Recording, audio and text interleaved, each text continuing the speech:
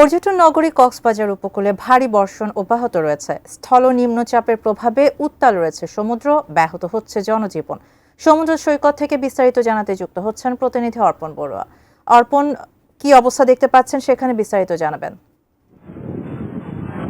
যে সাহারা আপনি যেমনটি বলছেন, এই মুহূর্তে কক্সবাজার সমুদ্র সৈকতের কলাতলিতে রয়েছে। সমুদ্র যে পরিমাণ উত্থাল রয়েছে আজকের দিনে, এরকম উত্থাল সমুদ্র কিন্তু কক্সবাজারের স্থানীয় বাসিন্দা যারা রয়েছেন তারা কখনো দেখেনি বলে আমাদেরকে জানিয়েছেন।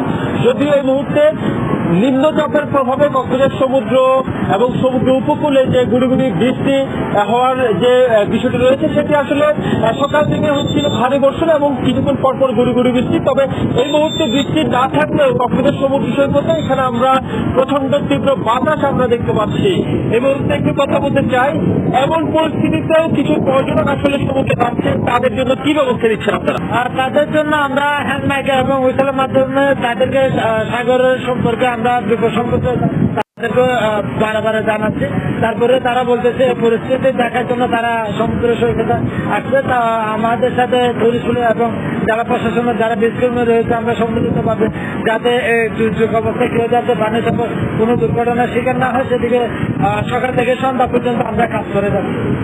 ধন্যবাদ। কক্সবাজারের বিভিন্ন উপকূলীয় উপজেলায় ইতিমধ্যে আসলে সমুদ্রের পানি বেড়ে, বিশেষ করে কুতুবদিয়া মহেশখালীতে বেশ কিছু অঞ্চল আসলে নিম্নাঞ্চল প্লাবিত হয়েছে বলে আমরা জানতে পেরেছি বেড়িবাঁধ থেকে, এবং জোয়ারের পানি ঢুকে প্রায় 40 থেকে 50টি গ্রাম আসলে প্লাবিত হয়েছে সেরকম খবর আমরা পেয়েছি। তবে বাঁকখালী নদীর পানি বাড়লে পর্যন্ত নিম্নাঞ্চলের পানি আসলে ঢুকেনি, যার কারণে এখনো বন্যা পরিস্থিতি তৈরি হয়নি। তবে যে পরিমাণ বৃষ্টিপাত হয়েছে সেই পানি বিভিন্ন নিম্নাঞ্চলে আসলে জলাবদ্ধতা তৈরি করেছে। বিশেষ করে কক্সবাজার শহরের বিভিন্ন জায়গায় আসলে পানি জমে জলাবদ্ধতা তৈরি হয়েছে বলে আমরা জানতে পেরেছি। কক্সবাজার আবহাওয়া আমাদেরকে জানিয়েছেন যেহেতু নিম্নচাপটি এখনো পর্যন্ত নিম্নচাপ হিসেবে আসলে সাতক্ষীরা অবস্থান করছে, সেই কারণেই সেই নিম্নচাপের প্রভাবে আরো ভারী বর্ষণ হতে পারে, যার কারণে পাহাড় ধসের ঝুঁকির বিষয়টি আসলে আবহাওয়াবিদের পক্ষ থেকে আমাদেরকে জানানো হয়েছে।